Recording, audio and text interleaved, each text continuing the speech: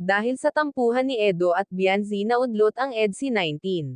Gaano ba ito katotoo? Bago ko ipagpatuloy ang maiksing reaction video na ito, hiling ko lang na patapusin ang panunood nito para malaman ang nilalaman nito, at kung bago ka pa lang sa munting channel na ito, paki-subscribe para lagi kang updated sa video ng mga kalingap. At pakisuportahan natin ang ama ng kalingap na Val Santos, Matubang Ate Edna Vlog at si Kalingap Rab.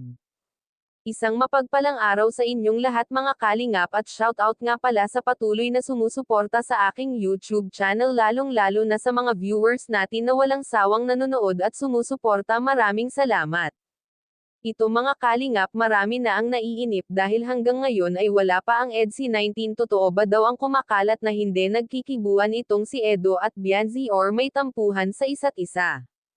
Wala pong ganon na tampuhan mga kalingap, dahil si Bianzi at Roseanne ay pansamantalang tumulong kay Julian para maglinis ng mga bus, dahil ito ang trabaho ng beneficiaries ni Kalingap Rab na si Julian.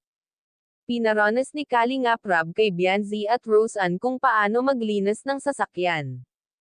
Para kahit papaano ay mag-trending din si Julian, kasi parang hindi ito masyado kilala.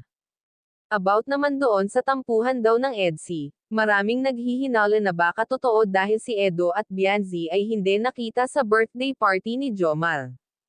Hindi yun totoo, dahil laging nagchat-chat si Edo at Bianzi, kaya hindi makarating si Bianzi ay baka may pasok ito sa paaralan or baka may exam. Marami nga ang nadismaya dahil akala nila ipapalabas na ang EDC-19, pero sabi naman ng karamihan okay lang, at least dun sa pinalabas kanina ay nandun si Bianzi, kaya masaya na rin sila na nakita nila si Bianzi doon. Marami talagang viewers ang nag-aabang kay Bianzi, at isa na ako dyan na nag-aabang ng EDC-19. Hanggang dito na lang ang update ko mga kalingap, maraming salamat at God bless sa inyong lahat.